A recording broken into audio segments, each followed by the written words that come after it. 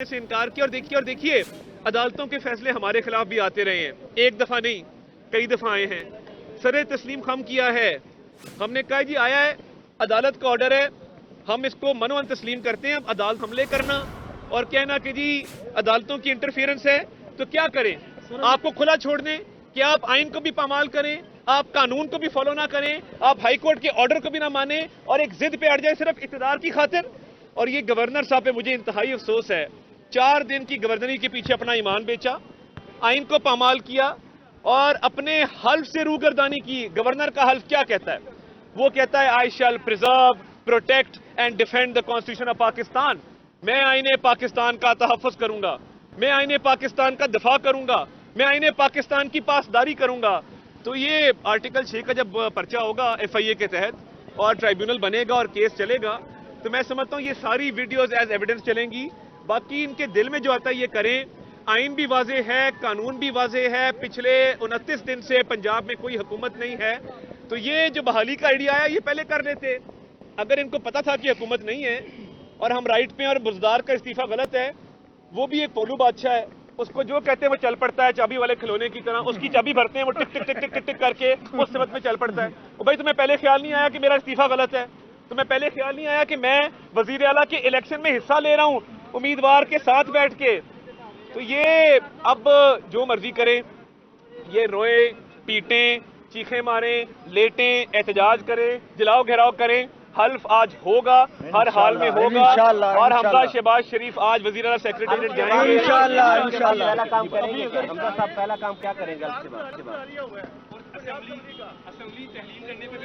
دیکھیے بات یہ ہے، اسمبلی کا نوٹیفیکیشن کہاں ہے جس کے تحت اجلاس بلایا گیا ہے؟ اب زبانی میں کہوں کہ جی آپ سارے MPs ہیں اور میں اسپیکر ہوں آئے اجلاس کر لیں تو یہ بات بنتی نہیں ہے۔ میرا آئیڈیا ٹھیک ہے، مختلف شہروں میں جائیں اور یہ علامتی کابینہ پہ ٹکٹ لگائیں، باقاعدہ لوگ دیکھنے آئیں گے۔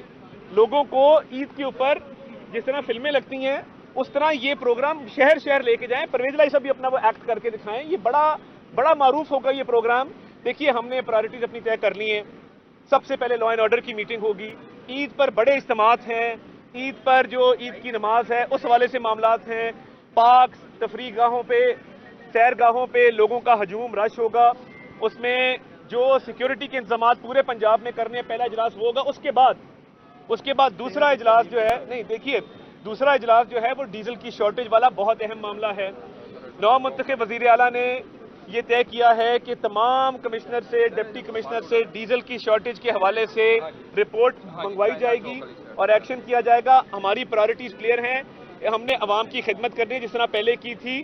ان ڈراموں کی اور ان اوچھے ہتھ کنڈوں کی، ان غیر آئینی حربوں کی، ان غیر قانونی اقدامات کی قطعاً کوئی گنجائش نہیں ہے۔ یہ ملک پاکستان ہے، یہ پنجاب کا صوبہ ہے، یہ 12 کروڑ آبادی کا صوبہ ہے، ان لوگوں کی خدمت کرنا ہمارا فرض ہے۔ اب ان کے جو جی میں آتا ہے یہ کریں، انشاءاللہ حلف ہو کر رہے گا۔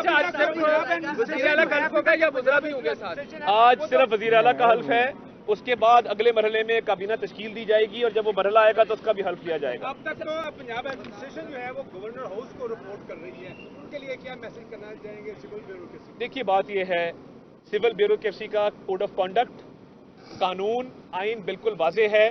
میں کسی کو نہیں کہوں گا کہ ہماری بات مانے یا ان کی بات مانے یا آپ کی بات مانے۔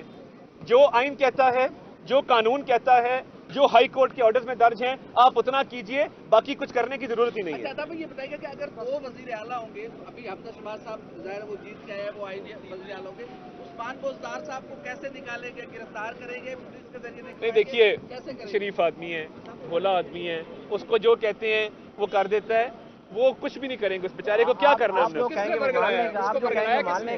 دیکھیں میں تو ان کو ریکویسٹ کروں گا، عثمان خان بزدار صاحب، آپ کے والد فتح محمد بزدار صاحب بڑے شریف آدمی تھے، ہمارا بڑا تعلق تھا ان سے، تو آپ بھلے آدمی ہیں، بھولے آدمی ہیں، آپ کے نام پہ فرا 85 کروڑ روپیہ کھا گئی، آپ کو پتہ نہیں لگا۔ مہربانی کریں یہ آئین اور قانون کو اپنا رستہ اختیار کرنے دیں، ہرڈل کریٹ مت کریں۔ ہم نے اپنی میٹنگز کرنی ہے، پنجاب کے عوام کو ریلیف پرووائڈ کرنا ہے، آگے عید کے معاملات ہیں، سیکیورٹی تھریٹس ہیں، ڈیزل کی شارٹیج ہے، ان تمام معاملات کو ایڈریس کرنا ہے۔ باقی یہ جتنے بھی اجلاس کر لیں، یہ بات واضح ہو چکی کہ جو استعفیٰ دیا گیا وہ استعفیٰ دینے کی نیت سے دیا گیا، جو استعفیٰ منظور کیا گیا वो इस्तीफ़ा मंजूर करने की नीयत से मंजूर किया गया।